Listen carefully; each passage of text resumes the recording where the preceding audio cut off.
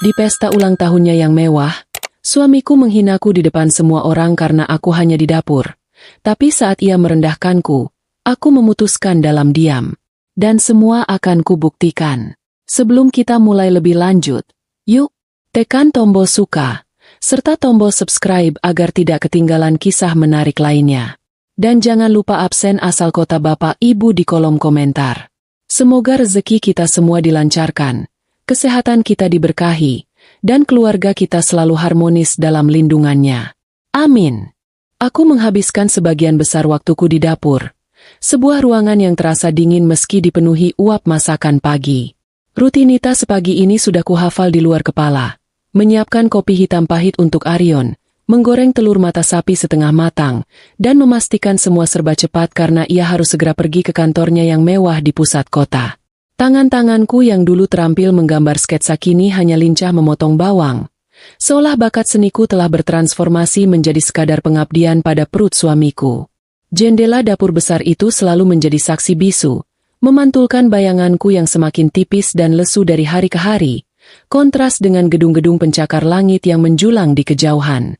Pagi Arion adalah maraton kesibukan, sementara pagiku adalah meditasi sunyi di antara aroma minyak zaitun dan deterjen. Ia akan keluar dari kamar tidur, sudah berbalut setelan jas mahal yang kusimpan rapi di lemari khusus. Aroma parfumnya menyengat, seolah sudah siap untuk perang harga di lantai bursa. Ia bahkan tidak pernah menyentuh kenop pintu lemari itu sendiri, karena ia tahu selalu ada aku yang memastikan semua siap sedia, dari kaos kaki yang senada hingga jam tangan yang terpasang sempurna. Kami tinggal di rumah ini, di lingkungan perumahan elit yang ia beli dari hasil kerja kerasnya. Namun rasanya kami hidup di dua planet yang berbeda, terpisah oleh sekat kaca tebal yang hanya bisa kulihat dari balik dapurku. Seringkali, di tengah kesibukannya mengecek ponsel, ia hanya melirik sekilas piring yang kusiapkan. "Telur lagi, Kirana?" Tanyanya suatu pagi dengan nada yang bukan pertanyaan, melainkan pernyataan kekecewaan. Nadanya datar, tapi cukup menusuk, seolah aku gagal menciptakan keajaiban kuliner dari bahan-bahan yang kusiapkan. Aku hanya bisa menarik napas, menjelaskan bahwa uang belanja bulan ini harus kualokasikan untuk kebutuhan anak-anak yang lebih mendesak. Ia tidak mendengar. Ia sudah kembali tenggelam dalam layar ponselnya yang memancarkan cahaya biru dingin. Perdebatan kami selalu berupa monologku yang tak pernah bersambut. Sebuah kebiasaan yang kini kujalani tanpa emosi. Aku masih ingat masa-masa awal pernikahan kami, saat ia akan memujiku setinggi langit hanya karena secangkir teh buatan tangan. Dulu, ia selalu berkata bahwa tidak ada makanan seenak masakan rumah, terutama yang kubuat. Sekarang, pujian itu telah diganti dengan daftar restoran mewah tempat kliennya makan siang. Dapur kami, yang dulu adalah ruang kreativitas dan cinta, kini hanyalah stasiun pengisian bahan bakar cepat sebelum ia meluncur ke dunianya yang gemerlap. Sungguh menggelikan, bagaimana sebuah ruangan bisa berubah fungsi secepat itu, dari tempat cinta bersemi menjadi tempat kerja paksa tanpa gaji.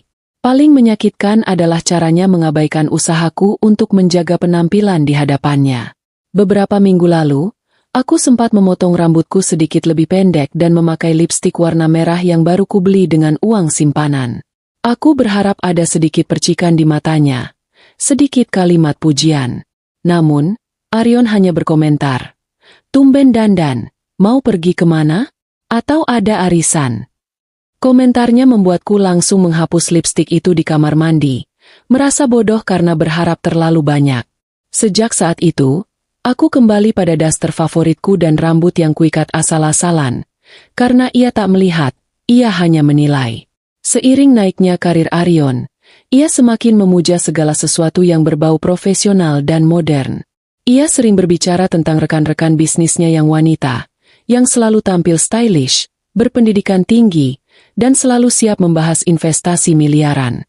Perbandingan itu tidak pernah ia lontarkan secara langsung, tetapi tersirat dalam setiap tatapan matanya saat ia melihatku sedang berinteraksi dengan anak-anak atau sekadar melipat pakaian.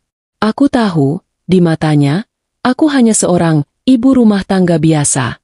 Sebuah gelar yang ia hargai hanya sebagai fungsi, bukan sebagai status. Di suatu sore, kuberanikan diri mencoba memasak hidangan penutup yang kuambil resepnya dari buku masakan lama, creme brulee dengan taburan buah-buahan langka. Kuletakkan dengan hati-hati di meja makan, lengkap dengan lilin kecil yang menyala, berharap menciptakan sedikit suasana romantis. Ketika Arion pulang, ia melihat hidangan itu, menghela napas panjang, dan hanya berkata, "Aku sudah makan malam dengan klien, Kirana. Lagi pula, aku sedang diet. Simpan saja untuk besok." Kemudian ia naik ke atas, meninggalkanku sendirian dengan creme brulee yang perlahan mencair, lilin yang padam, dan hatiku yang terasa beku. Aku tertawa kecil, tawa ironis yang tertahan, memikirkan betapa konyolnya aku mencoba merayu suamiku dengan gula dan krim. Mungkin aku harus merayunya dengan saham dan obligasi. Itu mungkin akan lebih efektif. Humor itu adalah satu-satunya caraku untuk tidak menangis. Aku masih ingat percakapan kami saat ia membelikanku sebuah blender baru yang canggih untuk ulang tahunku. "Ini untukmu, sayang," katanya saat itu. "Supaya kamu bisa lebih cepat menyiapkan jus sehat. Waktu itu berharga, Kirana. Apalagi waktu kerjaku." Aku tersenyum masam, menerima alat dapur mahal itu. Padahal yang kuinginkan hanyalah sedikit waktu berharga bersamanya. Rasanya, hadiah-hadiah yang kuterima kini hanyalah alat untuk meningkatkan efisiensi kerjaku sebagai pengurus rumah tangganya. Aku adalah manajer operasional rumah ini, dan Arion adalah pemegang saham tunggal yang hanya peduli pada hasil akhir. Setiap malam, Arion akan menghabiskan waktu berjam-jam di ruang kerjanya, yang kini menjadi benteng pribadinya. Ia akan mengunci diri, berbicara di telepon dengan suara pelan, sesekali tertawa renyah yang tidak pernah kudengar lagi saat ia bersamaku. Aku tahu, ia sedang berada di puncaknya, menikmati kejayaannya. Sementara aku, di kamar tidur besar yang terasa kosong, hanya bisa memeluk bantal sambil mencium sisa aroma parfumnya, merenungi mengapa kesuksesan finansialnya justru menjadi jarak paling tebal di antara kami. Kesuksesan itu telah memberinya dunia, tetapi merenggut rumah tangganya. Aku pernah mencoba mengajaknya untuk sekadar berjalan-jalan di taman belakang rumah, hanya berdua, tanpa ponsel atau urusan pekerjaan. Ia menolak dengan alasan klise. "Terlalu banyak pekerjaan, Kirana. Kamu tidak mengerti betapa besarnya tanggung jawabku. Dunia bisnis ini kejam." Jawaban itu selalu membuatku bungkam. Tentu saja, aku tidak mengerti. Bagaimana mungkin aku mengerti dunia bisnisnya, jika ia sendiri tidak pernah mengizinkanku masuk ke dunianya, bahkan hanya sebagai pendengar? Ia seolah sengaja menempatkanku di kotak, tidak penting, untuk membenarkan pengabaiannya. Rutinitas mengantarku pada titik jenuh. Aku mulai merasa seperti bayangan di rumahku sendiri. Aku ada, aku bergerak, aku memasak, aku membersihkan, tetapi aku tidak terasa hidup. Anak-anak masih menjadi satu-satunya sumber cahayaku, yang mengingatkanku bahwa aku masih memiliki peran yang tak tergantikan. Tapi bahkan interaksiku dengan mereka seringkali terganggu oleh suara telepon Arion yang masuk, memaksanya untuk pergi, meninggalkan janji yang tak pernah ditepati. Aku bisa melihat kekecewaan di mata anak-anak, cerminan dari kekecewaan yang sudah lama kurasakan. Seringkali aku duduk di teras sambil menyesap teh dingin, memandang mobil mewah Arion yang melesat pergi di pagi hari. Mobil itu, yang harganya setara dengan biaya hidupku selama 10 tahun, terasa seperti simbol kebebasan dan pengkhianatan. Kebebasan bagi Arion untuk pergi kemanapun ia mau, dan pengkhianatan terhadap janji kami untuk selalu bersama. Aku tahu, cepat atau lambat, jarak yang diciptakan oleh kesuksesan ini akan menarik Arion lebih jauh, ke pelukan seseorang yang ia anggap sepadan dengan dunia barunya. Satu-satunya teman setiaku di rumah ini adalah jurnal lamaku, yang kusimpan di balik buku resep. Di sanalah aku mencurahkan semua kata-kata yang tak sempat keluar dari bibirku, semua amarah yang tak kuizinkan meledak. Aku menulis tentang betapa sunyinya rumah yang megah ini, betapa kosongnya ruang makan yang kami beli dengan susah payah. Menulis adalah caraku berteriak tanpa suara, caraku untuk tetap waras di tengah kebekuan emosi yang Arion ciptakan. Aku selalu menutup jurnal itu dengan kalimat yang sama, aku tidak akan selamanya diam. Aku tahu, Arion tidak hanya sibuk. Ia sengaja menciptakan kesibukan untuk menghindari kebersamaan denganku. Ia telah menemukan tempat di mana ia merasa dihargai dan dimengerti. Dan tempat itu bukan lagi rumah ini. Aku bisa merasakannya. Seperti rasa pahit yang selalu tertinggal di lidah setelah meneguk kopi hitam Arion yang tak tersentuh. Aku hanya bisa menunggu sampai kepura-puraan ini berakhir. Menunggu sampai bom waktu yang telah ia tanam sendiri meledak di depan mataku. Pada akhirnya, aku sadar, aku tidak akan pernah bisa bersaing dengan ambisi Arion yang tak terbatas. Aku tidak akan bisa bersaing dengan dunia bisnisnya yang berkilauan. Pilihan yang kumiliki hanyalah dua, terus-menerus meratap, atau dalam keheningan yang ia anggap pasrah, aku akan membangun diriku sendiri, sepotong demi sepotong. Aku memilih pilihan yang kedua. Karena bahkan seorang ibu rumah tangga yang hanya bisa di dapur pun tahu bagaimana cara menyusun rencana yang matang, persis seperti menyusun resep yang akan menghancurkan kebekuan ini. Perubahan kecil yang terasa mencolok adalah hal pertama yang menusuk intuisiku. Arion mulai membeli sabun mandi baru, yang wanginya lebih tajam dan modern, jauh berbeda dari aroma mas kayu manis yang sudah kupakai untuknya selama 10 tahun terakhir. Ia juga lebih sering mengganti warna dasinya, memilih corak yang lebih berani. Semua detail ini terasa asing, seolah ada tangan lain yang kini mengatur lemari pakaiannya. Aku mengamati kebiasaan baru ini dari balik meja sarapan, pura-pura fokus pada remah-remah roti yang harus kubersihkan, tetapi otakku bekerja cepat menyusun potongan teka-teki. Ketidakhadirannya di rumah bukan lagi sekadar jadwal kerja yang padat, melainkan ritual yang disengaja.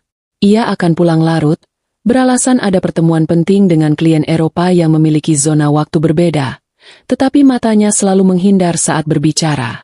Tentu saja, aku tahu kapan seseorang berbohong. Kami sudah menikah cukup lama, dan aku bisa membaca setiap garis tipis yang muncul di sudut matanya ketika ia mencoba menyembunyikan sesuatu.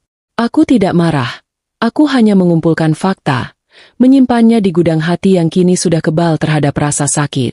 Suatu malam, setelah ia tertidur lelap, aku memberanikan diri mendekati kemejanya yang teronggok di keranjang cucian. Wangi sabun mandi barunya bercampur dengan aroma parfum wanita yang asing, manis, dan kuat. Sebuah campuran yang terasa menjerit di hidungku. Itu bukan aroma dari rekan kerja wanita yang biasa ia sebutkan. Itu adalah aroma yang melekat. Aroma yang hanya muncul setelah kontak yang sangat dekat. Aku tidak histeris. Aku hanya mengambil kemeja itu, melipatnya dengan rapi, dan meletakkannya kembali. Kecurigaan itu kini sudah beralih menjadi keyakinan yang dingin. Ponselnya yang selalu ia genggam, seolah itu adalah perpanjangan tangannya, kini menjadi pusat perhatianku. Ia sering meninggalkannya tertelungkup, selalu dalam mode hening, dan jika ia harus meninggalkan ruangan sebentar, ponsel itu akan dibawa, bahkan saat ia ke kamar mandi. Ini adalah tanda yang paling jelas. Seseorang yang tidak menyembunyikan apa-apa tidak akan bertingkah seperti penjaga harta karun yang paranoid. Aku hanya menunggu waktu yang tepat, momen di mana ia akan lengah, karena setiap orang yang bersembunyi pasti akan membuat kesalahan. Kesempatan itu datang pada hari Kamis, ketika ia terburu-buru menghadiri rapat pagi. Arion, yang panik mencari kunci mobil, meninggalkan dompet dan ponselnya di atas meja marmer di ruang tamu. Aku berdiri di sana, menatap benda persegi panjang itu. Jantungku berdetak tenang, tidak secepat yang kuharapkan. Ini bukan lagi soal rasa cemburu, tetapi soal mendapatkan kebenaran, soal menegakkan harga diri sebelum ia menginjaknya lebih jauh. Aku mengambil ponsel itu, memasukkan kode akses yang kuhafal, tanggal ulang tahun kami, sungguh ironis, dan langsung menuju aplikasi pesan yang paling sering ia buka. Ternyata, kecurigaanku memiliki nama, Luna. Luna, yang deskripsinya sering kulihat terselip dalam celotehan bangga Arion tentang rekan bisnis yang menjanjikan. Pesan-pesan itu, yang penuh dengan kata-kata mesra dan janji-janji masa depan yang berkilauan, terasa seperti adegan film murahan. Arion memanggil Luna dengan panggilan yang belum pernah kudengar sejak masa pacaran kami, dan Luna membalas dengan pujian tentang kecerdasan dan visi Arion. Aku membaca pesan itu tanpa meneteskan air mata, seolah membaca laporan keuangan yang merugi. Aku hanya memotret beberapa tangkapan layar penting, bukti tak terbantahkan yang kuamankan di penyimpanan awan pribadiku. Aku mengembalikan ponselnya tepat ke posisi semula. Misi selesai. Arion kembali ke rumah. Wajahnya panik karena kunci dan ponselnya hilang. "Kirana, kamu lihat ponselku?" Tanyanya dengan nada menuduh, seolah aku sengaja menyembunyikannya. Aku menunjuk meja marmer dengan tenang. "Itu di sana, Mas. Kamu terlalu terburu-buru sampai tidak melihatnya." Ia mengambil ponsel itu, mengecek layar dengan ekspresi lega yang berlebihan, dan sama sekali tidak menyadari bahwa aku sudah melihat semua yang ia sembunyikan. Sikap paranoidnya kini terasa lucu, seperti seorang anak kecil yang berusaha menyembunyikan permen dari ibunya. Sungguh, drama hidupnya terasa lebih lebay dari sinetron yang biasa kulihat. Aku nyaris tertawa, humor kecil yang memecah kebekuan di hatiku. Aku memutuskan untuk tidak mengatakan apa-apa tentang Luna. Aku membiarkan Arion tetap merasa aman dalam kebohongan yang ia ciptakan. Aku ingin ia sendiri yang mengakui semuanya, agar aku tidak terlihat seperti istri cengeng yang cemburu. Malam itu, di meja makan, aku menyajikan sup ayam kesukaan anak-anak. Aku membiarkan suasana hening, menunggu. Arion mulai makan dengan tenang, tapi aku tahu, hatinya tidak tenang. Akhirnya, aku membuka suara. "Mas, belakangan ini kamu semakin sering pulang larut, dan sepertinya ada hal penting yang kamu sembunyikan." Kalimatku mengambang di udara, lembut namun penuh penekanan. Arion mengangkat kepala, menghela napas panjang, dan meletakkan sendoknya. Wajahnya menunjukkan ekspresi jenuh, bukan rasa bersalah. Ia seolah sudah bosan berpura-pura. "Aku memang sedang dekat dengan seseorang, Kirana," katanya dengan nada datar. "Dia Luna. Dan ya, aku berencana untuk menikahinya. Aku tidak akan menceraikanmu. Kamu tetap istriku. Tapi aku juga berhak bahagia." Pengakuannya begitu terang-terangan, seolah ia baru saja mengumumkan kenaikan harga saham. Tidak ada permintaan maaf, tidak ada penyesalan. Yang ada hanya pembenaran diri yang arogan. Kata-kata itu menghantamku, bukan karena isinya, tetapi karena caranya mengucapkan.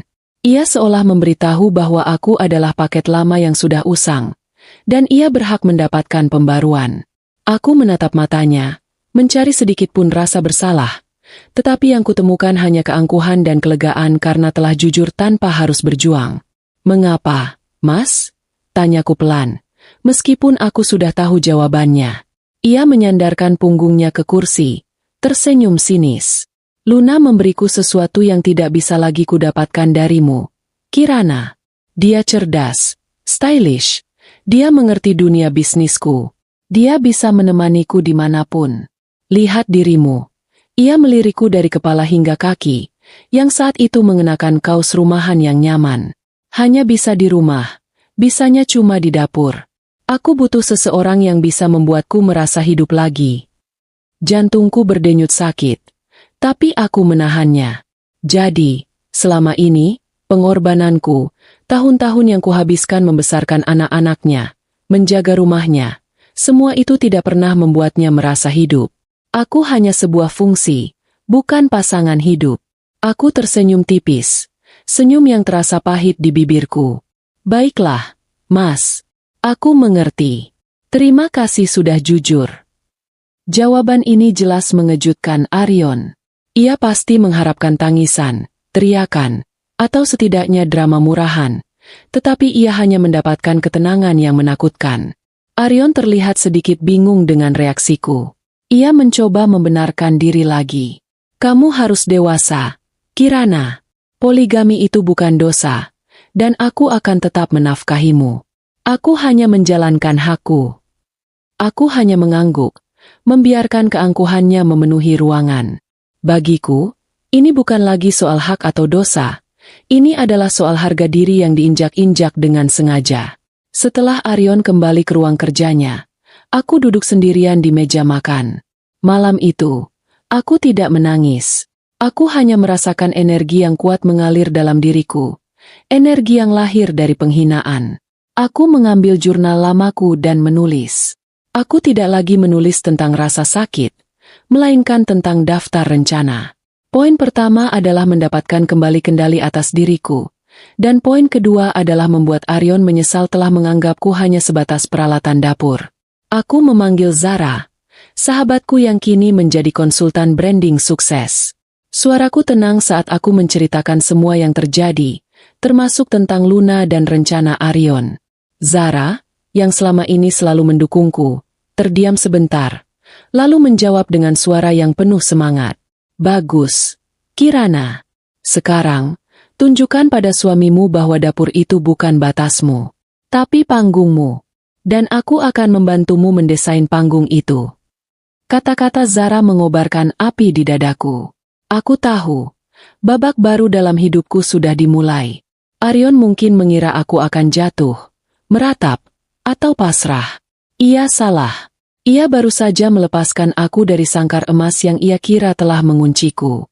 Aku memandang ponsel yang tadi ia tinggalkan, dan aku sadar, kebenaran itu memang menyakitkan, tetapi juga memberikan kebebasan yang tak ternilai.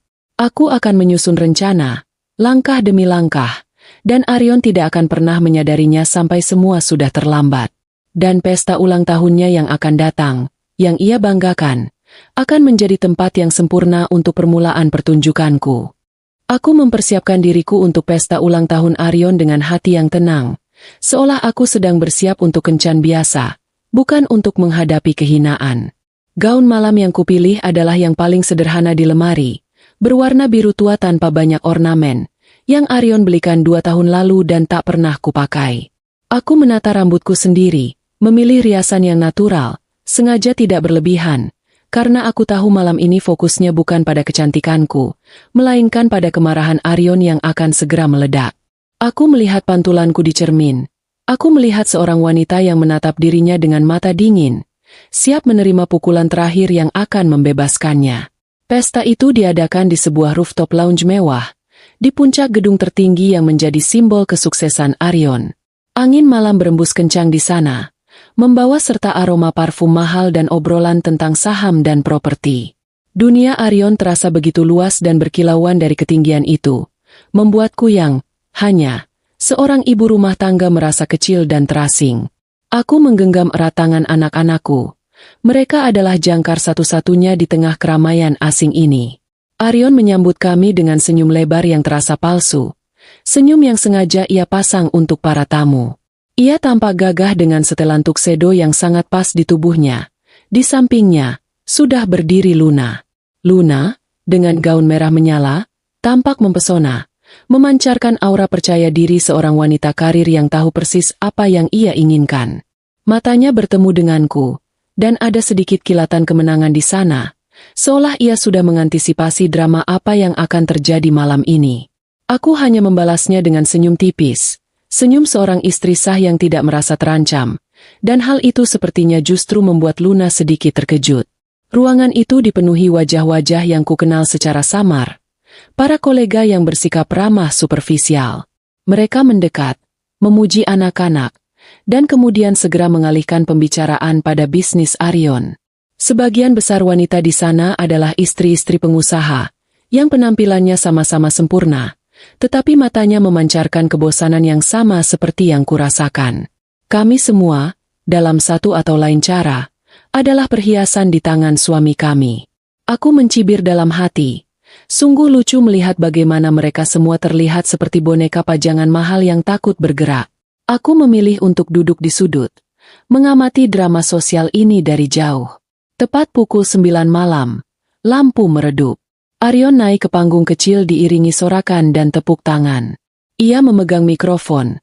Wajahnya bersinar oleh lampu sorot. Tampak mabuk oleh pujian dan alkohol. Setelah pidato panjang tentang visi bisnisnya, ia mulai mengucapkan terima kasih. Ia berterima kasih kepada investor, kepada staf, dan tentu saja, kepada Luna, yang disebutnya sebagai inspirasi terbarunya. Lalu tibalah giliranku. Ia menoleh ke arahku, seolah baru menyadari kehadiranku. Dan tentu saja, katanya, suaranya lantang dan sedikit serak karena alkohol.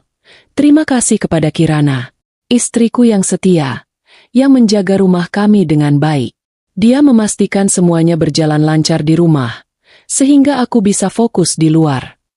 Sampai di sini, semua masih terkendali. Para tamu tersenyum sopan. Namun, Arion tidak berhenti di situ. Ia menarik napas panjang, menatapku lurus, dan dengan senyum sinis yang ia pasang di depan banyak orang, ia melontarkan kata-kata yang telah lama ia simpan. "Lihatlah dirimu, Kirana." Suaranya menusuk, membuat beberapa tamu terdiam. "Hanya bisa di rumah, bisanya cuma di dapur. Tak secantik dan sepintar istri mudaku ini." Ia kemudian menepuk bahu Luna dengan bangga. Penghinaan itu terasa dingin, brutal, dan tak termaafkan. Dilemparkan kepadaku di depan seluruh relasi bisnis dan sosialita kota. Seluruh ruangan mendadak hening. Keheningan yang mematikan. Hanya diselingi bunyi musik latar yang kini terasa sumbang. Aku merasakan semua mata tertuju padaku. Bukan mata simpati, melainkan mata yang penuh rasa penasaran, menunggu reaksi dramatis. Luna di samping Arion tampak terkejut. Mungkin ia tidak menduga Arion akan seberani ini. Anak-anakku, yang duduk di dekatku, menatapku dengan mata berkaca-kaca. Wajah mereka bingung dan terluka. Tubuhku tidak bergetar. Air mataku tidak jatuh. Aku hanya berdiri tegak di sudut ruangan, membiarkan kalimat pedas Arion meresap sepenuhnya ke dalam diriku. Penghinaan publik itu adalah pisau tajam, tetapi anehnya, pisau itu tidak menghancurkan, melainkan memotong benang terakhir yang mengikatku pada janji-janji pernikahan. Rasa sakit itu begitu besar hingga terasa dingin dan mati rasa. Aku melihat Arion, dan untuk pertama kalinya, aku melihatnya bukan sebagai suami yang kukenal, melainkan sebagai pria asing yang mabuk kekuasaan. Aku menatapnya lurus. Lalu, aku melakukan hal yang paling tidak ia harapkan. Aku tersenyum. Senyum tipis yang mengandung 1000 makna. Sebuah senyum perpisahan yang tenang. Senyum itu seolah berkata, "Terima kasih, Mas. Kamu baru saja membebaskanku." Aku menoleh ke arah anak-anak, mengusap lembut pipi mereka, dan berbisik, "Kita pulang, Nak." Aku berjalan melewati kerumunan tamu yang masih terkejut. Langkahku pelan, tidak terburu-buru, tidak menunjukkan sedikitpun tanda kekalahan. Saat melewati Arion dan Luna, aku berhenti sebentar, menatap Arion tepat di mata. "Selamat ulang tahun, Mas," kataku dengan suara yang tenang, memancarkan wibawa yang tak terduga. "Aku doakan kamu bahagia dengan pilihanmu, karena kamu tidak akan pernah mendapatkan kebahagiaan sejati dariku lagi." Aku tidak menunggu jawabannya. Aku hanya membalikan badan dan berjalan keluar, meninggalkan pesta gemerlap itu. Di luar, di lobi gedung pencakar langit yang sunyi, aku membiarkan anak-anakku menangis sebentar di pelukanku. Kemudian, aku memanggil Zara. "Aku sudah siap, Zar," kataku. Suaraku kini tidak lagi tenang, melainkan penuh tekad baja. Pukulannya sudah kena. Aku sudah bebas. Mari kita mulai rencana itu sekarang.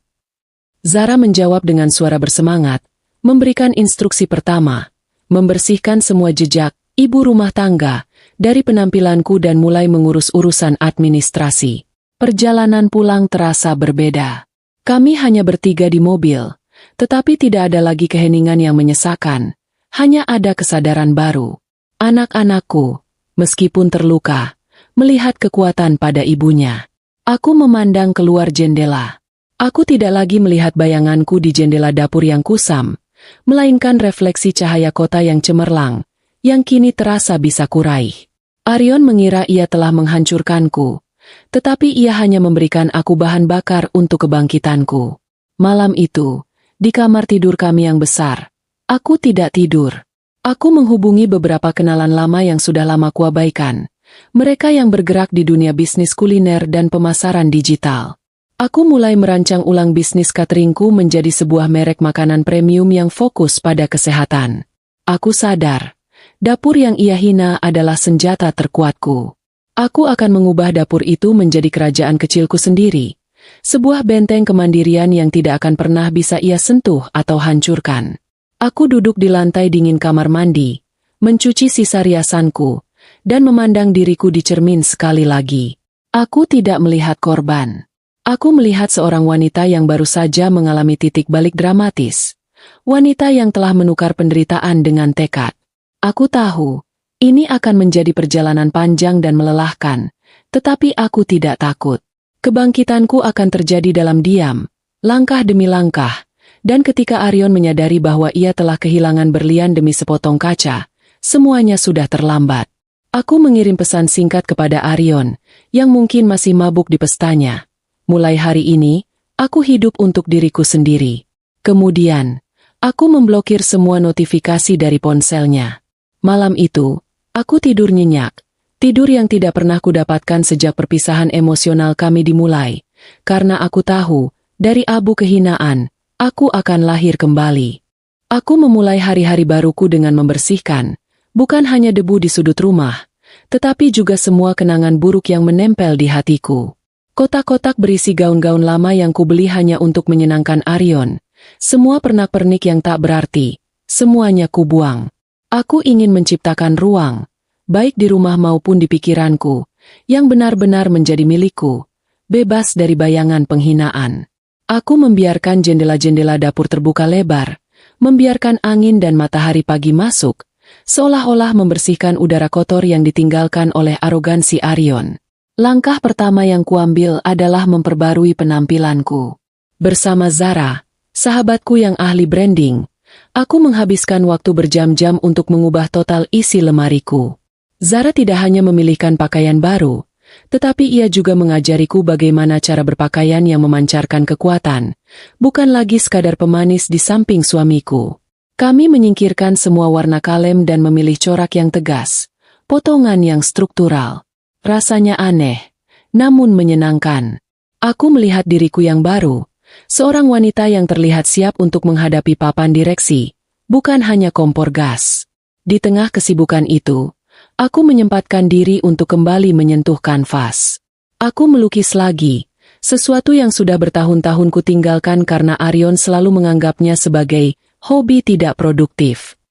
Kali ini, kuas di tanganku terasa seperti tongkat sihir.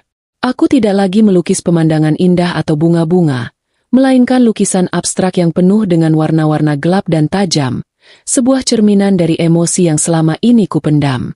Kegiatan ini adalah terapi. Caraku menyalurkan amarah menjadi energi visual. Aku menceritakan seluruh rencanaku kepada Zara. Aku ingin mengubah bisnis catering rumahan menjadi merek makanan premium, yang menggabungkan keahlianku di dapur dengan kepekaanku pada estetika. Zara segera menyambut ide itu dengan antusias. Ia melihat potensi besar pada konsepku, makanan sehat yang dikemas seperti karya seni, sebuah kemewahan yang bisa dikirim langsung ke meja kerja para eksekutif sibuk seperti Arion. Dapur, tempat yang Arion rendahkan, kini menjadi pusat operasi strategisku. Aku menghabiskan malam-malamku dengan membaca buku-buku manajemen bisnis, mempelajari akuntansi dasar, dan menganalisis tren pasar. Lampu meja di ruang kerjaku menyala hingga subuh, sementara Arion, yang mungkin masih sibuk dengan Luna, tidak pernah menyadarinya. Aku tidak lagi tidur memeluk bantal sambil mencium bau parfumnya. Aku tidur di samping tumpukan rencana pemasaran dan proposal bisnis. Perubahan ritme hidup ini memberiku semangat baru, sebuah tujuan yang tidak bergantung pada validasi dari siapapun. Arion, yang tetap menjalani rutinitasnya seperti biasa, sama sekali tidak menyadari badai yang sedang kusiapkan. Ia menganggap perubahan penampilanku hanyalah reaksi cemburu yang akan segera mereda. Suatu pagi, ia melihatku keluar rumah dengan pakaian rapi dan tas kerja, yang kuambil dari peninggalan ibuku. "Mau kemana kamu, Kirana? Mau jadi agen asuransi sekarang?" Tanyanya dengan nada meremehkan, diiringi tawa renyah yang terasa menjengkelkan. Tentu saja. Aku hanya tersenyum dalam hati. Biarkan ia berpikir begitu. Aku tidak akan membuang energiku untuk menjelaskan visiku pada pria yang buta. Aku hanya menjawab singkat. "Mengurus urusanku sendiri, Mas." Setiap pagi, saat Arion melaju ke kantornya, aku justru melaju ke sisi kota lain untuk bertemu pemasok, mengikuti seminar bisnis, atau melakukan riset pasar. Anak-anak kutinggalkan sebentar di bawah pengawasan pengasuh yang kupercayai, yang kuinstruksikan untuk tidak memberitahu Arion tentang aktivitasku. Ini adalah permainan diam-diam, dan aku bertekad untuk memenangkannya. Aku merasa seperti seorang mata-mata yang sedang menyusun kudeta. Aku menyewa sebuah studio kecil, bukan untuk melukis, melainkan untuk mengolah makanan yang akan menjadi produk unggulanku. Studio itu bersih, minimalis, dan penuh cahaya. Benar-benar kontras dengan dapur rumahku yang besar tetapi terasa suram. Di sana, aku menciptakan resep-resep baru, menggunakan bahan-bahan organik dan metode pengolahan yang cermat. Aku menggabungkan seni dan masakan. Setiap kotak makanan ku buat seperti hadiah, dengan tata letak yang estetik, jauh dari kesan makanan rumahan biasa. Zara sangat berperan besar. Ia membantu merancang logo yang elegan dan website yang profesional, menamai bisnis baruku dengan nama yang singkat namun berkesan, Rasa Arupa. Ia juga memperkenalkan aku pada jaringan pertemanan dan kolega bisnisnya yang luas, yang kebetulan adalah pasar yang sempurna untuk produkku. Aku mulai menerima pesanan dalam jumlah kecil, yang kuantar sendiri ke kantor-kantor mewah di pusat kota. Suatu sore, aku hampir berpapasan dengan Aryon di lobi sebuah gedung perkantoran. Aku sedang menunggu pesanan cateringku diambil, sementara ia sedang berbicara serius di telepon. Aku melihatnya. Ia tidak melihatku. Ia terlihat lelah, rahangnya tegang, dan jasnya tampak sedikit kusut. Sungguh aneh melihatnya dari jarak yang begitu dekat, tetapi terasa begitu jauh. Ia terlihat seperti seorang pria yang sedang menanggung beban berat. Berbeda sekali dengan citra pria sukses yang selalu ia pamerkan. Aku segera bersembunyi di balik pilar besar, menghindari kontak mata. Aku belum siap untuk konfrontasi, setidaknya belum sampai aku benar-benar siap. Ketika Aryon pulang malam, ia sering mendapati rumah dalam keadaan sunyi. Ia tidak lagi melihatku menunggu dengan wajah muram di ruang tamu. Aku sudah ada di kamar, membaca atau merencanakan jadwal, atau kadang sudah tidur. Kami hanya bertukar kata-kata seperlunya, tentang anak-anak atau tagihan.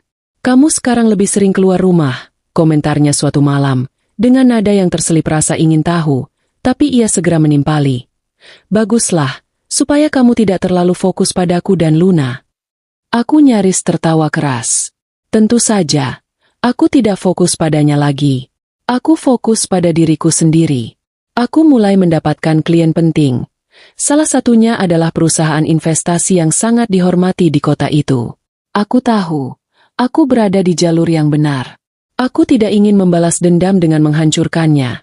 Aku ingin membalas dendam dengan kesuksesanku sendiri, sebuah kesuksesan yang akan membuatnya sadar bahwa ia telah membuang mutiara yang berharga. Aku tidak perlu berteriak atau menangis. Aku hanya perlu berdiri di atas kakiku sendiri.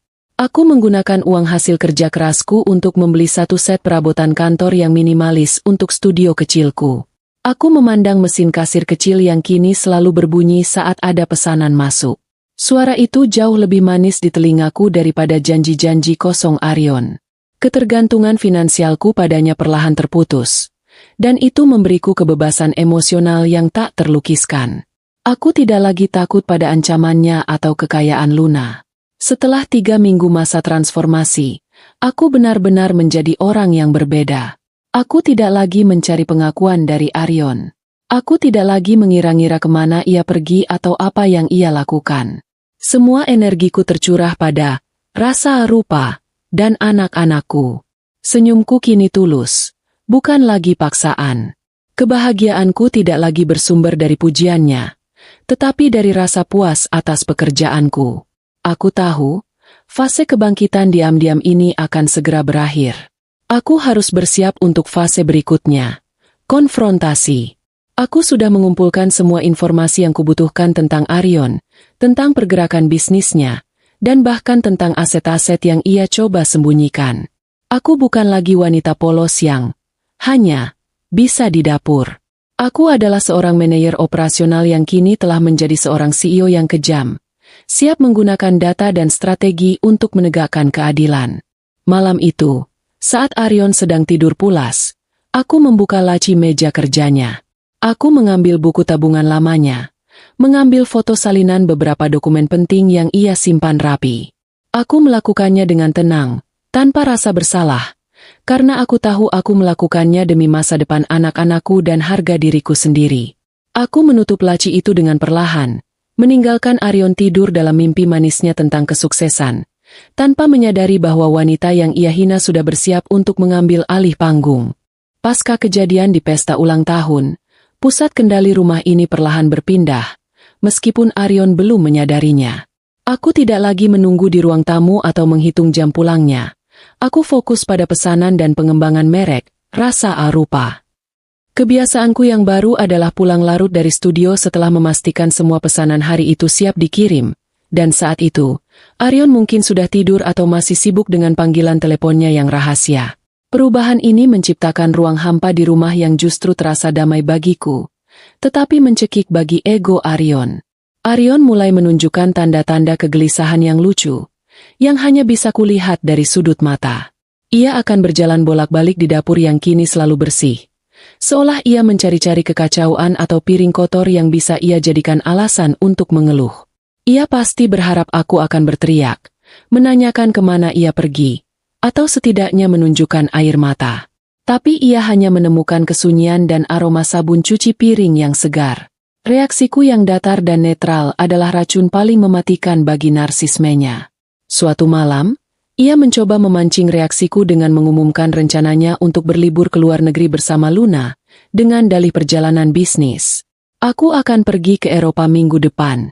Kirana, mungkin agak lama, katanya sambil merapikan dasinya di depan cermin, menunggu aku bereaksi. Aku hanya meliriknya sebentar, sibuk mengecek daftar menu mingguan anak-anak. Oh, baiklah, Mas. Jangan lupa bawa pakaian tebalmu. Di sana sedang dingin. Jawabku tenang. Aku bahkan menawarkan untuk menelepon asistennya untuk memastikan semua logistiknya teratur.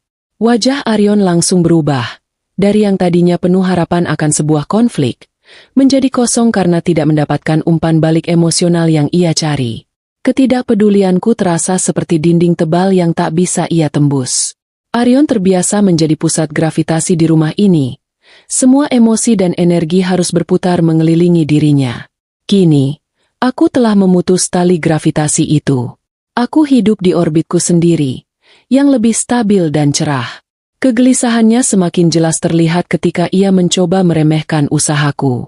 Ia melihat kotak-kotak cateringku yang sedang disusun rapi di ruang makan sebelum diangkut kurir. Masih sibuk dengan mainan dapurmu, Kirana? Hati-hati, jangan sampai modalnya habis untuk membeli bungkus yang cantik saja. Sindirnya, mencoba melukai kebanggaanku. Tidak perlu khawatir, Mas. Balasku dengan senyum tulus, yang kali ini bukan senyum palsu. Aku menjamin semuanya berjalan dengan perhitungan yang matang. Aku bahkan sudah bisa menabung sedikit. Aku tidak menunjukkan kemarahan, hanya profesionalisme. Jawaban itu lagi-lagi membuat Arion bungkam.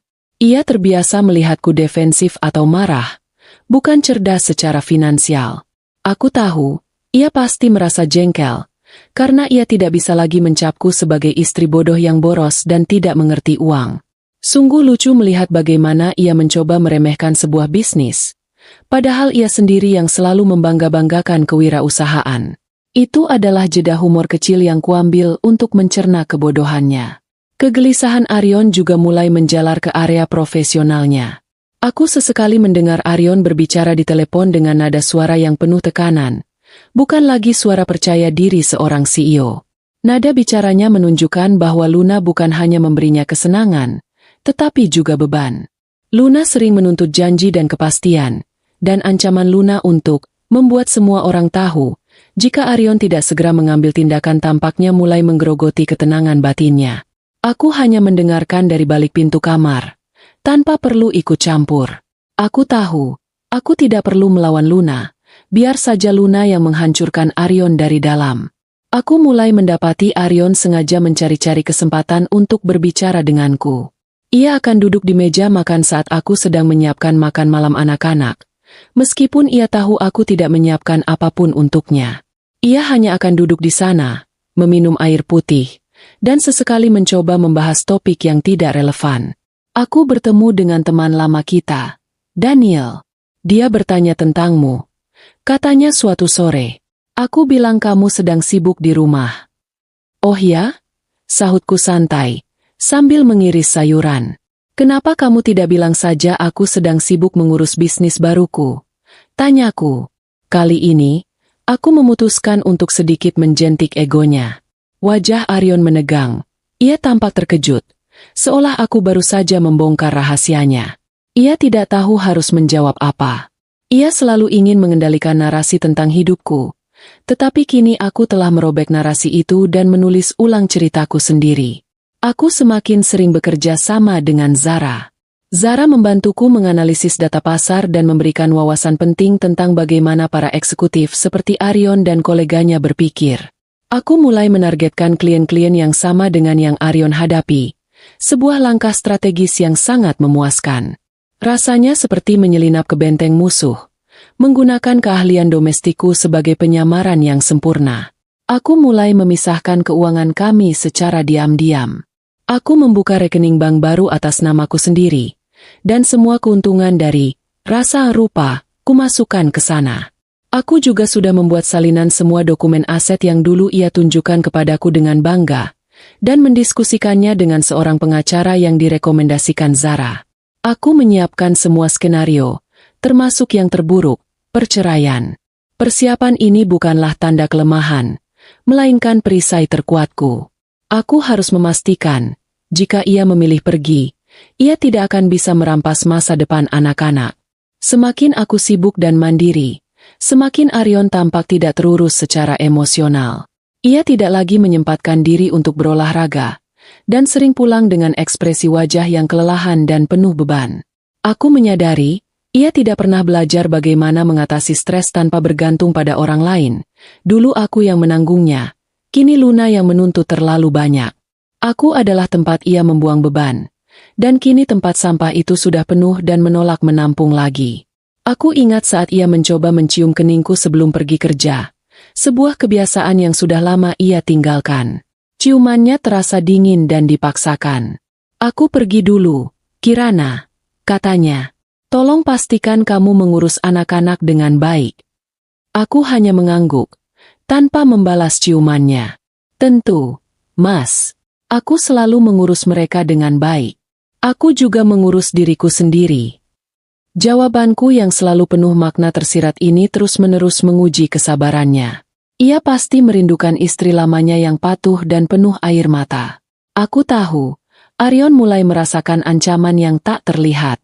Ia takut pada ketenanganku, takut pada independensiku, dan takut pada senyumku yang kini benar-benar bahagia. Ia menyadari bahwa ia telah kehilangan bukan hanya seorang istri, tetapi juga seseorang yang sangat berharga yang tidak akan lagi melayani egonya. Kegelisahan yang kurasakan dari Arion adalah bukti bahwa rencanaku bekerja sempurna. Aku tidak perlu membalas dendam dengan drama, aku hanya perlu membalas dengan kebahagiaanku. Dan kebahagiaanku adalah penyesalan terbesarnya. Malam itu, aku menerima pesanan besar dari sebuah perusahaan konsultan terkenal, yang kebetulan adalah pesaing utama Arion. Aku memasukkan pesanan itu ke dalam jadwal kerja, tersenyum puas. Aku tahu, suatu hari nanti, Arion akan mendengar namaku di lingkaran bisnis, dan saat itu terjadi, ia akan menyadari betapa bodohnya ia meremehkan wanita yang hanya bisa di dapur. Kesuksesan yang kurangkai dalam keheningan perlahan mulai menciptakan riak yang tak bisa lagi diabaikan, bahkan oleh Arion yang sibuk. Bisnis, rasa rupa, telah berkembang pesat. Aku kini memiliki beberapa kurir yang menjemput pesanan setiap pagi, dan mobil-mobil box kecil yang berstiker logo elegan bisniskulah yang kini memenuhi jalur mobil di depan rumah. Aroma masakan premium yang kubuat di studio sesekali terbawa angin hingga ke teras rumah, menggantikan aroma bunga yang dulu Arion sukai. Aku tahu, aku bukan lagi bayangan yang bisa ia abaikan. Luna, yang kini menjadi pendamping utama Arion di luar, tentu saja menjadi yang pertama merasakan ancaman ini. Aku bisa merasakannya dari perubahan drastis pada suasana hati Arion. Ia pulang dengan rahang yang lebih kaku, sering membanting pintu, dan teleponnya selalu berdering dengan panggilan dari Luna yang menuntut dan penuh amarah. Luna pasti menyadari bahwa ketenangan dan kemandirianku membuat posisi Arion goyah. Seorang pria sukses yang tidak bisa mengendalikan istrinya di rumah akan dianggap lemah di lingkaran bisnis. Aku menikmati drama yang kucetuskan ini tanpa harus mengangkat suara. Arion, yang sudah terbiasa dengan kepatuhanku, semakin tersinggung oleh ketidakpedulianku terhadap aktivitasnya. Ia mulai mencoba mencari kesalahan pada logistik usahaku. Ia mengeluh tentang kotak-kotak catering yang menumpuk sebentar di ruang tamu atau tentang kurir yang membuat sedikit kebisingan. Aku hanya menanggapi dengan solusi logistik yang efisien dan profesional, yang membuat alasan-alasannya terdengar kekanak-kanakan. Aku tidak memberinya celah untuk menyerang, dan hal itu membuatnya frustrasi. Momen benturan itu akhirnya terjadi di suatu sore yang cerah. Aku sedang mengadakan pertemuan singkat di teras rumah dengan beberapa ibu-ibu kompleks yang ingin memesan catering besar untuk acara sosial mereka. Para ibu itu adalah jaringan sosial terpenting di lingkungan kami, dan mendapatkan pesanan dari mereka berarti mengamankan reputasi. Kami tertawa ringan, membahas detail menu dan anggaran. Suasananya hangat dan penuh hormat. Aku merasa dihargai, sesuatu yang sudah lama tidak kurasakan di rumah ini. Tiba-tiba, mobil mewah Aryon berhenti mendadak di depan rumah. Ia keluar dengan wajah merah padam, matanya menyala penuh amarah, seolah ia baru saja mengalami hari yang buruk di kantor. Ia tidak menyapa tamu-tamuku, langsung melangkah menuju teras dengan langkah cepat, penuh dominasi. "Kirana, apa-apaan ini? Kenapa rumah kita jadi seperti pasar begini?" Bentaknya dengan suara keras, membuat tawa kami terhenti dan para ibu terdiam kaget. Ia jelas tidak peduli dengan kehadiran orang lain. Aku merasakan darahku mendidih sejenak, tetapi segera kujinakkan emosi itu. Aku menatapnya lurus, tidak gentar. "Mas, aku sedang menerima pesanan. Mereka adalah klien, dan ini adalah bisnisku," jawabku dengan suara yang rendah dan tenang, sangat kontras dengan letupan amarahnya. "Ini bukan pasar. Ini adalah ruang tunggu profesional untuk bisnis cateringku." Aryon semakin marah karena jawabanku yang tenang itu. "Bisnis apa? Kamu sekarang berani-beraninya berbisnis tanpa izin suamimu. Kamu pikir kamu siapa? Hah? Uang yang kamu pakai untuk mainan ini juga dari uangku." Ia menunjuk tumpukan kotak cateringku dengan jijik. Wajahnya menunjukkan bahwa harga dirinya terluka parah di depan para tetangga yang merupakan istri dari koleganya. Aku tetap duduk tegak, bahkan tidak beranjak. Aku membiarkan para ibu itu menjadi saksi bisu atas keangkuhan suamiku. Aku menarik napas, dan menjawabnya dengan suara yang menusuk namun tanpa histeria. "Aku istrimu, Mas. Istri yang juga punya hak untuk berkarya dan berdiri di atas kaki sendiri. Aku tidak meminta uangmu untuk bisnis ini. Aku menggunakan modal sendiri dan mengembalikannya dengan laba. Dan soal izin, aku tidak butuh izin untuk menjadi seorang wanita yang mandiri dan berharga." Jawaban itu benar-benar menamparnya. Aku melihat Aryon terdiam, matanya bergerak cepat, mencari-cari cara untuk membalas, tetapi tidak menemukan argumen yang valid. Egonya yang terluka kini berhadapan dengan fakta. Istrinya tidak hanya mandiri, tetapi ia juga menghancurkan wibawanya di depan orang lain. Sungguh menggelikan melihat pria yang begitu sukses di dunia korporat bisa kehilangan kata-kata hanya karena setumpuk kotak makanan yang rapi. Aku harus menahan senyumku. Itu adalah jeda humor yang menyelamatkanku dari ledakan kemarahan. Para ibu yang menjadi klienku mulai merasa tidak nyaman. Salah satu dari mereka, Bu Rina, istri seorang pengacara terkenal, berdiri dan berkata dengan sopan, "Maaf, Pak Aryon, kami akan kembali lagi nanti. Kirana sangat profesional, dan masakannya sangat enak. Kami sangat beruntung punya Kirana di kompleks ini." Kata-kata Bu Rina adalah bentuk dukungan sosial yang tak ternilai harganya. Mereka tidak hanya membelaku, mereka secara implisit menghukum perilaku Aryon. Aryon hanya bisa terdiam kaku. Wajahnya memerah karena malu. Wibawanya, yang selama ini ia bangun dengan susah payah di kantor, kini hancur di teras rumahnya sendiri hanya karena usahanya yang bodoh untuk meremehkan seorang wanita yang sedang bekerja keras. Setelah para ibu itu pergi, ia menatapku dengan tatapan penuh kebencian dan kekalahan. "Kamu sengaja mempermalukan aku," bisiknya penuh amarah. "Aku tidak mempermalukanmu, Mas," balasku dengan suara paling tenang yang bisa kupancarkan. "Kamu sendiri yang mempermalukan dirimu. Aku hanya melakukan pekerjaan yang Mas hina. Sekarang, tolong tinggalkan aku sendiri. Aku harus menyiapkan logistik pesanan untuk besok." Aku tidak memohon, tidak menuntut. Aku hanya memberinya perintah, dan entah mengapa, ia mematuhinya. Arion berbalik dan berjalan masuk rumah, meninggalkan aku sendirian di teras. Aku merasakan kemenangan kecil, kemenangan yang tidak bersuara. Ini adalah kemenangan pertama yang tidak ada hubungannya dengan uang, melainkan tentang moral dan harga diri. Aku telah menunjukkan kepadanya bahwa aku tidak takut padanya dan bahwa aku akan membela pekerjaanku. Aku tahu, benturan ini adalah awal dari perang yang sebenarnya. Arion tidak akan membiarkanku menang semudah ini. Tetapi aku juga tahu satu hal, aku tidak akan pernah kembali menjadi Kirana yang pasif dan penurut. Aku telah berdiri tegak di atas kakiku sendiri, dan di bawah tatapan para tetangga. Aku telah menunjukkan bahwa wanita yang hanya bisa di dapur adalah seorang ratu yang berhak atas tahtanya sendiri. Malam itu, aku tidak mendengar lagi Arion membanting pintu atau mengeluh. Hanya keheningan yang tersisa. Aku duduk di studio kecilku, memeriksa pembukuan. Keuntungan bulan ini melebihi ekspektasi. Aku tidak hanya mendapatkan uang, tetapi aku juga mendapatkan kembali diriku. Aku memandang keluar jendela studio, melihat lampu-lampu kota yang berkilauan. Mereka tidak lagi terasa jauh. Keheningan yang mencekam setelah benturan di teras itu terasa jauh lebih berat daripada teriakan amarah. Arion mulai menghabiskan waktunya di rumah, bukan karena ia ingin, tetapi karena ia bingung harus kemana lagi. Di kantor, ia harus berhadapan dengan tuntutan Luna dan tekanan bisnis. Di luar, ia harus berhadapan dengan gunjingan, terutama setelah tindakannya yang memalukan di pesta. Rumah yang dulu ia remehkan kini menjadi satu-satunya tempat ia bisa bersembunyi, tetapi ironisnya, ia adalah orang asing di dalamnya. Aku mengamati pergerakan Arion dengan mata seorang analis. Ia mencoba memperbaiki hubungan dengan anak-anak kami, tetapi usahanya terasa kaku dan dipaksakan. Ia akan membeli hadiah-hadiah mahal yang tidak mereka minta, mencoba mengajak mereka bermain permainan yang tidak mereka sukai, atau menanyakan pekerjaan sekolah yang ia abaikan selama ini. Anak-anak menanggapinya dengan sopan, tetapi ada jarak yang jelas dalam mata mereka. Sebuah jarak yang tercipta sejak mereka menyaksikan ibu mereka dihina di depan umum.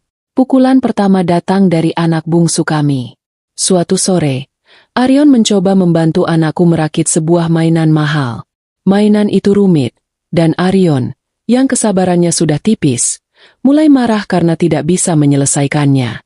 Anakku yang biasanya ceria, menarik mainan itu kembali dan berkata dengan suara pelan, "Ayah tidak usah bantu. Ayah kan sibuk sekali. Biar ibu saja yang bantu. Ibu selalu punya waktu." Kalimat polos itu terasa seperti jarum yang menusuk ego Arion. Ia terdiam, tangannya yang penuh uang dan kekuasaan tidak berdaya merakit mainan seharga jutaan rupiah. Anak sulung kami, yang mulai beranjak remaja dan memiliki kepekaan emosi yang lebih tajam, adalah yang paling keras menghakimi Arion. Ia tidak banyak bicara, tetapi tindakannya jauh lebih menyakitkan daripada kata-kata. Ia mulai menolak makan malam bersama Arion, dengan alasan harus belajar di kamar. Ia selalu memastikan ia menghabiskan waktu dengan kami, dan hanya berbicara dengan Arion seperlunya. Aku tahu, anakku sedang melindungi dirinya dan aku, membangun tembok terhadap ayah yang telah menyakiti kami. Suatu malam, aku mendengar percakapan si sulung dengan Arion di ruang tengah. Arion mencoba menjelaskan bahwa pekerjaannya sangat penting. Ayah melakukan ini semua demi masa depan kalian. Nak, agar kalian punya kehidupan yang layak, kata Arion, menggunakan argumen lama yang selalu berhasil. Anakku hanya menatapnya, lalu menjawab dengan suara yang dingin. Kami sudah punya kehidupan yang layak. Ayah, kami hanya butuh ayah ada di rumah, bukan menghabiskan waktu dengan orang lain dan membuat ibu sedih. Aku terdiam di balik dinding, air mataku menetes, bukan karena sedih, tetapi karena bangga. Anak-anakku tidak hanya melihat pengorbananku, tetapi mereka juga memiliki keberanian untuk membela kebenaran. Pukulan dari anak-anak ini adalah penderitaan yang tak bisa dibeli oleh uang. Penderitaan yang tidak bisa Luna gantikan dengan kecantikannya. Arion pasti menyadari, ia mungkin membeli rumah ini, tetapi ia gagal membeli hati anak-anaknya. Kegagalan Arion menaklukkan anak-anaknya sejalan dengan meningkatnya tekanan dari Luna. Aku sesekali mendengar Arion berbisik-bisik di telepon. Nada suaranya lelah dan defensif. Luna menuntut apartemen yang lebih besar, perhiasan yang lebih mahal, dan yang paling penting, kepastian kapan ia akan menjadi Nyonya Arion yang sesungguhnya. Luna tidak menawarkan kehangatan, ia menawarkan transaksi, kepuasan sesaat dengan harga yang terus meningkat. Aku tersenyum dalam hati, sungguh lucu. Arion yang selalu membanggakan dirinya sebagai negosiator ulung, kini terjebak dalam negosiasi cinta yang membuatnya rugi besar. Itu adalah jeda humor yang membuat situasi terasa lebih ringan. Aku melanjutkan rutinitasku dengan tenang, tidak memberikan celah bagi Arion untuk merasa aku sedang merencanakan sesuatu. Aku menjadi seorang ibu yang lebih baik, seorang pengusaha yang lebih fokus, dan seorang wanita yang lebih bahagia. Kontras antara aku yang kini bersinar dan Arion yang tampak meredup di bawah tekanan, sangat mencolok. Arion mencoba sekali lagi untuk membeli kebahagiaan anak-anak. Ia membawa pulang sebuah konsol permainan terbaru yang sedang tren. Ia meletakkannya di ruang tengah dengan bangga, berharap anak-anak akan mengerumuninya. Anak-anak melihat konsol itu, tersenyum sopan, lalu kembali ke aktivitas mereka. Si bungsu membaca buku yang kubelikan, dan si sulung membantuku menyiapkan bahan untuk catering keesokan harinya. Konsol mahal itu teronggok di sudut, menjadi tugu peringatan atas kegagalan Arion memahami bahwa cinta tidak dapat dibeli dengan materi. Ayah, kenapa ayah tidak bertanya pada ibu apa yang kami butuhkan? Tanya si sulung dengan lembut. Ibu tahu kami lebih suka menghabiskan waktu bersama daripada bermain sendirian. Kata-kata itu, diucapkan dengan penuh kasih sayang, justru menghancurkan hati Arion. Ia menyadari, Kirana, wanita yang ia hina karena hanya di dapur, adalah pemegang kunci kebahagiaan sejati anak-anaknya. Aku melihat Arion sering duduk sendiri di ruang kerjanya, menatap kosong keluar jendela. Ia tidak lagi mengecek ponselnya dengan semangat. Kelelahan yang ia rasakan bukan lagi karena pekerjaan, tetapi karena harus terus-menerus membagi dirinya, mempertahankan kebohongan, dan mencoba memenuhi tuntutan Luna yang tak pernah berakhir. Ia akhirnya merasakan apa artinya beban. Sebuah beban yang tidak ia rasakan ketika aku, sebagai istrinya, menanggung semua tanggung jawab rumah tangga tanpa keluhan. Aku tahu, kehancuran emosional Arion sudah dekat.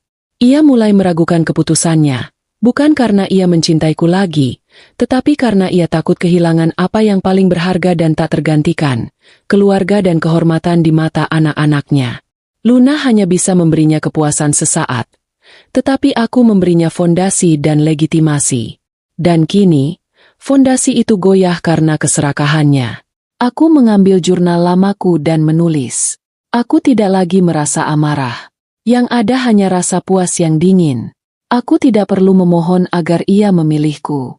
Anak-anakku telah memilih, dan pilihan mereka adalah pukulan terberat yang bisa kuberikan pada egonya. Aku telah memenangkan perang hati di rumah ini. Ketenangan yang kurasakan tidak bertahan lama, sebab di luar sana, badai sudah mulai terbentuk oleh tangan Luna yang semakin terdesak. Luna pastilah menyadari bahwa ia sedang kalah di medan perang batin Arion. Pria itu semakin menjauh, tidak lagi memberikan perhatian atau kepastian yang ia janjikan. Aku menduga, bagi Luna, satu-satunya cara untuk memenangkan Arion adalah dengan menghancurkan Kirana, bukan dengan cinta, melainkan dengan kekacauan. Arion tampak seperti mayat hidup di rumah. Ia menghabiskan malam dengan membalas pesan dan telepon yang penuh tekanan. Aku bisa merasakan aura panik yang menguar darinya. Ia mencoba menyembunyikan wajahnya dari anak-anak, bahkan seringkali makan di ruang kerjanya sendiri. Luna pasti telah meningkatkan tekanannya, tidak hanya menuntut uang dan janji, tetapi juga mengancam hal yang paling Arion takuti, reputasinya. Aku tahu, Luna mengancam akan membocorkan beberapa rahasia profesional Arion, sebuah manuver yang bisa merusak kepercayaan investor dan mengancam posisi puncaknya di perusahaan. Bagi Arion, kehormatan dan uang jauh lebih berharga daripada janji pernikahan. Dan kini, kedua hal itu terancam oleh wanita yang ia pilih sebagai pelarian. Aku hanya mengamati, membiarkan benang-benang itu kusut dengan sendirinya. Momen puncak manuver Luna terjadi pada suatu siang.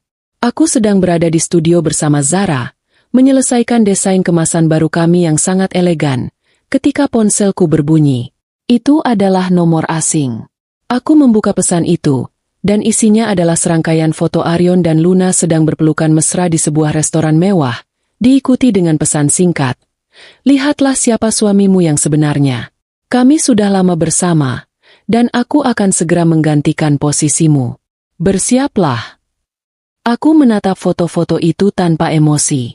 Itu adalah fakta yang sudah ku ketahui sejak lama, tetapi melihat bukti visualnya yang dikirim oleh Luna terasa seperti gimmick murahan. Aku nyaris tertawa. Sungguh dramatis sekali cara Luna beraksi, seperti tokoh antagonis yang tak punya ide lain selain mengirimkan ancaman yang klise. Humor kecil itu mengembalikan fokusku. Aku membalas pesan itu dengan satu emotikon jari tengah, dan kemudian memblokir nomornya. Aku tidak perlu membuang energiku untuk drama picisan Luna. Aku menunjukkan ponselku pada Zara. Zara terkejut dan marah, tetapi aku tetap tenang. Ini bukan lagi ancaman, Zar. Ini adalah kepanikan. Luna tahu ia akan kalah, dan ia mencoba membuatku histeris agar Arion merasa bersalah. Jelasku. Tapi aku sudah berjanji, aku tidak akan memberinya kepuasan itu.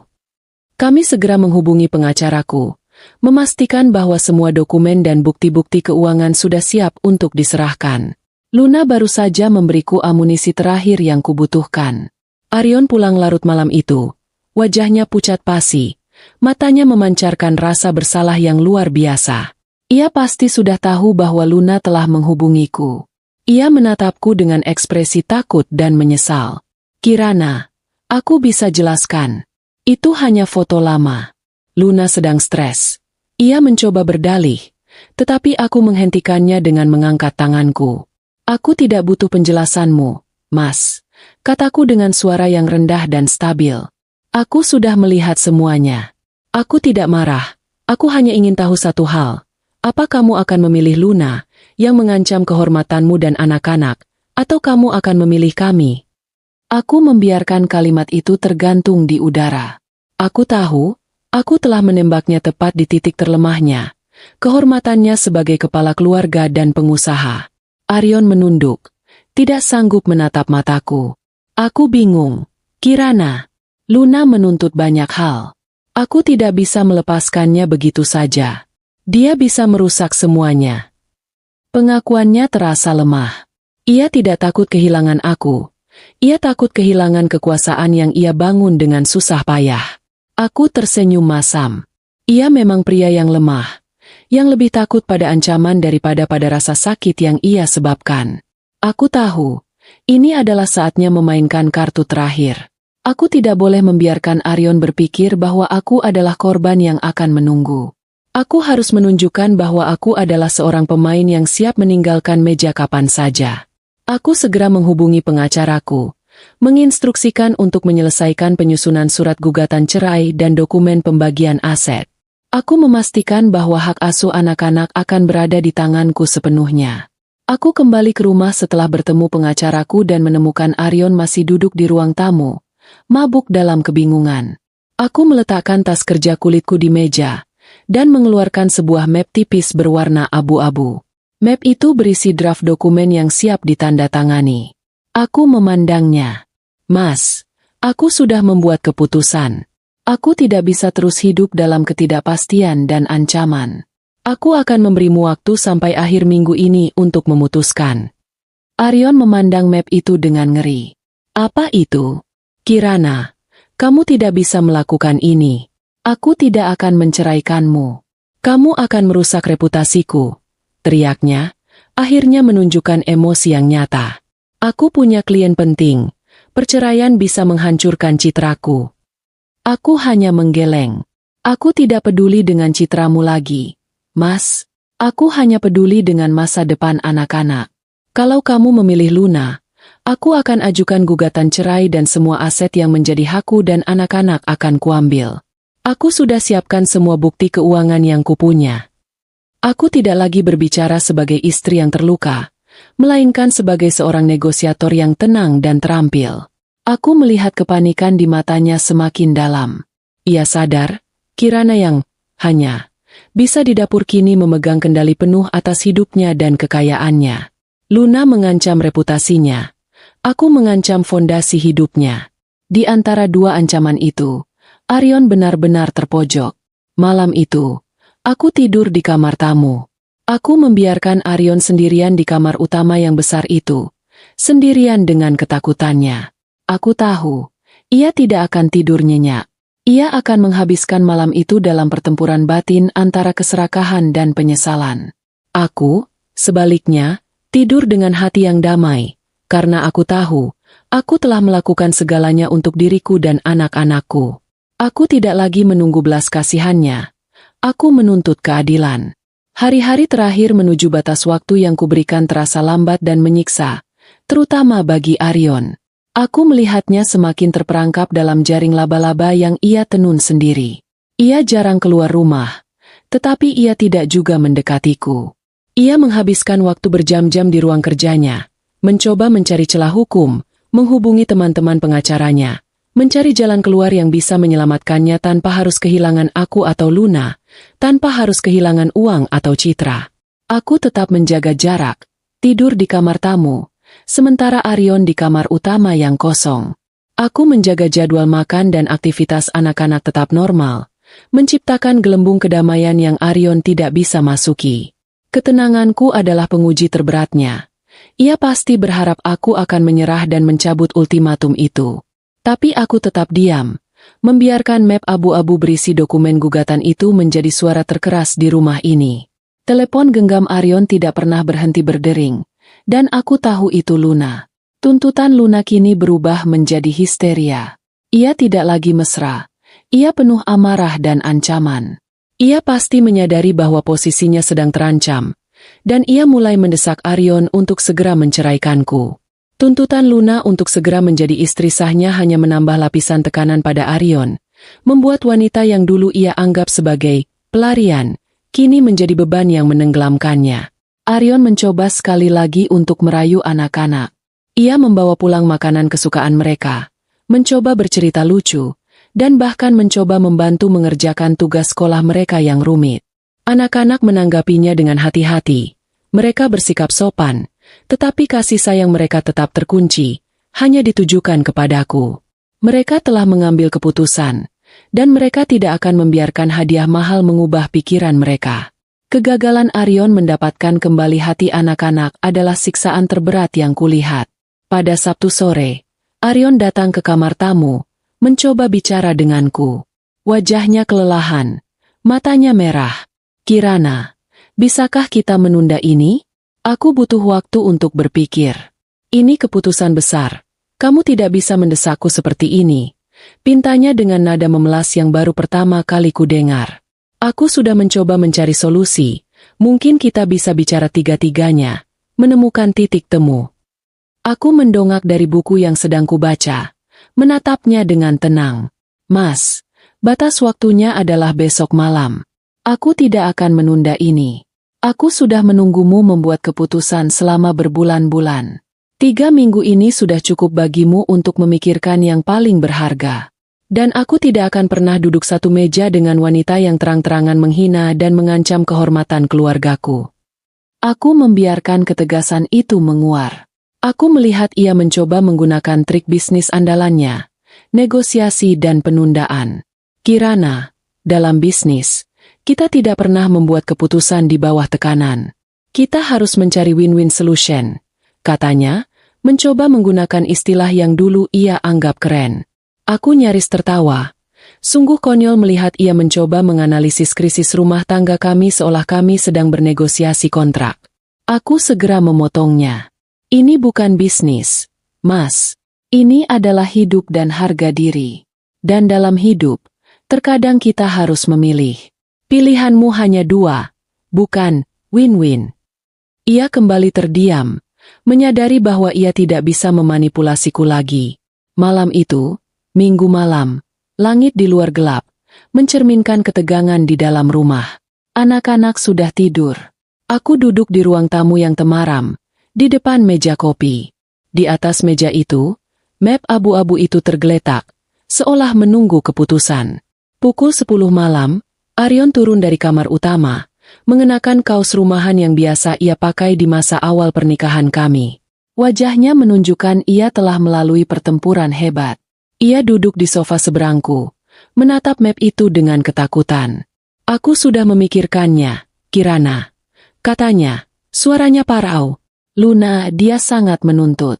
Dia mengancam akan menghubungi Dewan Direksi jika aku tidak segera menceraikanmu. Aku tidak mau reputasiku hancur.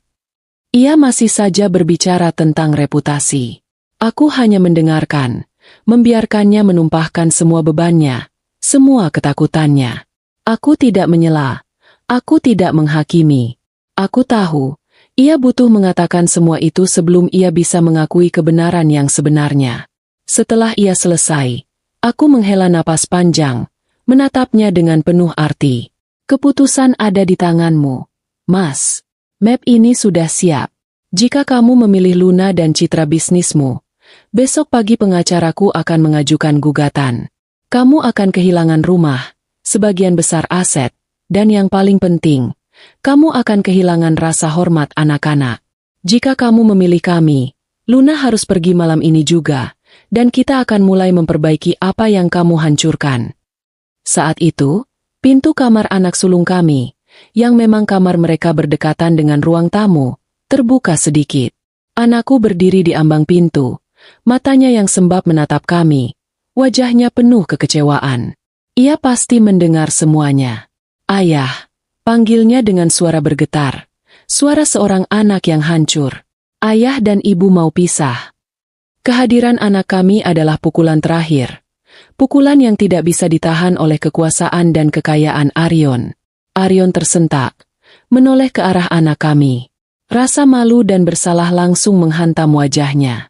Ia mencoba bangkit, tetapi kakinya terasa lemas. Anak kami melangkah masuk, tidak mendekati Arion, melainkan berdiri di sampingku, meraih tanganku. Ayah, kata si sulung lagi, suaranya lebih tegas. Kalau ayah lebih memilih perempuan itu daripada kami, berarti ayah tidak sayang lagi sama kami. Kata-kata sederhana itu merobek semua alasan dan pembelaan diri Arion. Ia menatap anak kami, lalu menatap map di meja, dan akhirnya menatapku. Ia melihat wanita yang kuat di samping anak-anaknya, dan ia melihat kehancuran di tangannya sendiri.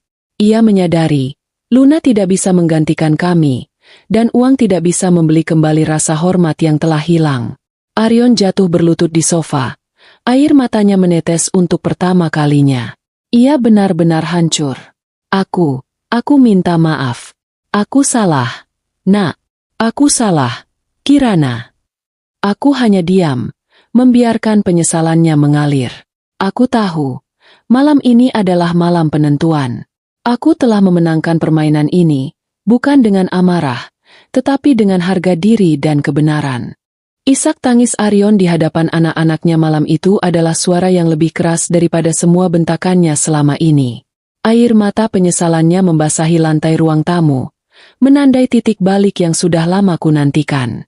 Aku tidak memeluknya. Aku tidak mencoba menghiburnya. Aku hanya membiarkannya merasakan kehancuran yang ia sebabkan sendiri. Anak sulung kami, yang awalnya berdiri tegak di sampingku, akhirnya mendekati ayahnya, memeluknya dengan canggung. Pemandangan itu menusuk hatiku, bukan karena rasa sakit, tetapi karena menyadarkanku betapa besar cinta yang masih tersisa di antara mereka. Aku membiarkan Arion menangis sebentar. Setelah ia sedikit tenang, aku memberikan instruksi pertama. Telepon Luna sekarang, Mas. Katakan bahwa semuanya berakhir. Lakukan di sini, di depanku. Suaraku dingin, tanpa kompromi. Arion mengangguk lemah. Ia meraih ponselnya dengan tangan gemetar, berjalan ke teras, dan menelepon. Aku tidak bisa mendengar semua yang ia katakan, tetapi aku bisa mendengar nada suara Luna yang meninggi, marah, dan akhirnya putus asa. Beberapa menit kemudian, Arion kembali dengan mata bengkak, tetapi dengan keputusan yang telah bulat. Sudah, aku sudah memutusnya. Aku juga sudah memblokir semua kontaknya. Keesokan harinya, aku kembali ke jadwal rutinku, tetapi dengan satu perbedaan. Map abu-abu itu tidak jadi kusimpan di tangan pengacaraku. Aku menyimpannya di laci mejaku. Sebuah pengingat yang sunyi bahwa aku memiliki kekuatan untuk pergi kapan saja. Arion mencoba berbicara denganku, memohon maaf. Tetapi aku hanya menjawab dengan sikap profesional. Maaf, Mas. Aku belum bisa memaafkan. Kepercayaan yang rusak butuh waktu. Dan aku butuh melihat bukti nyata, bukan hanya janji. Aku akan memberimu kesempatan, tetapi aku akan mengawasimu. Aku menetapkan aturan baru. Kami akan menjalani terapi keluarga. Aku akan mengurus semua keuangan rumah tangga, dan ia harus memberikan laporan keuangan perusahaan kepadaku setiap bulan sebagai bentuk transparansi. Dan yang paling penting, ia harus menghabiskan waktu yang sama banyaknya dengan anak-anak seperti yang ia habiskan di kantor. Aryon menerima semua syarat itu tanpa perlawanan. Ia tahu, ia tidak punya pilihan. Aryon memulai upayanya memperbaiki diri dengan canggung. Ia mulai mengantar anak-anak ke sekolah, sebuah tugas yang dulunya selalu ia serahkan pada sopir. Ia mencoba membantu anak bungsu mengerjakan tugas sekolah, dan bahkan mencoba memasak sarapan di dapur yang dulu ia hina. Aku harus menahan senyumku saat ia hampir membakar wajan karena lupa mematikan kompor. Itu adalah humor yang menenangkan. Melihat pria arogan itu kini menjadi seorang pemula yang canggung dalam tugas-tugas rumah tangga. Itu adalah jeda yang menyenangkan. Bisnis, rasa rupa, justru semakin maju. Ketenanganku, yang lahir dari kemandirian, menarik banyak klien wanita yang kagum dengan kisah kebangkitanku, meskipun aku tidak pernah menceritakannya secara terbuka. Aku menjadi pembicara tamu di beberapa acara komunitas, bukan karena aku istri seorang pengusaha, tetapi karena aku adalah Kirana, seorang pengusaha kuliner yang sukses. Aryon sering melihatku bersiap-siap untuk acara-acara ini, tampil anggun dan percaya diri, dan aku tahu, ia merasa bangga sekaligus malu. Aryon juga berusaha memperbaiki hubungan dengan anak sulung kami, yang merupakan hakim terberatnya.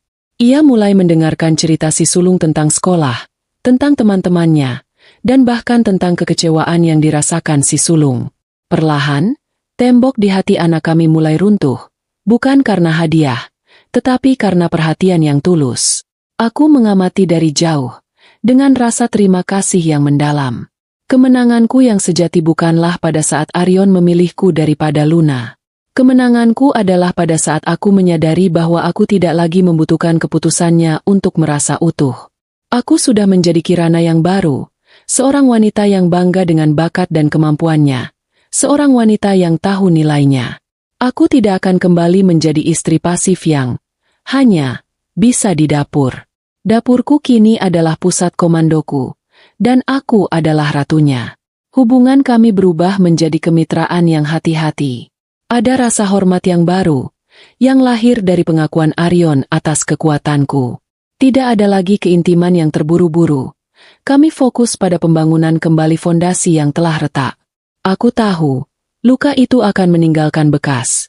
Tetapi bekas luka itu adalah pengingat betapa kuatnya aku. Aku tidak lagi merasa takut ditinggalkan, karena aku tahu, jika Aryon kembali membuatku sakit, aku memiliki kekuatan dan dukungan untuk pergi. Suatu sore, Aryon datang ke studiku, yang kini kuubah menjadi kantor kecil yang elegan di rumah. Ia membawa secangkir teh panas, bukan kopi hitam pahit, dan duduk diam. Aku sudah menutup semua akses ke nomor dan email Luna. Aku juga sudah meminta pengacara untuk menyelesaikan semua urusan dengannya. Aku minta maaf atas semua yang terjadi, Kirana. Katanya, suaranya tulus. Aku sungguh menyesal telah meremehkanmu. Aku menatapnya lurus. Jangan minta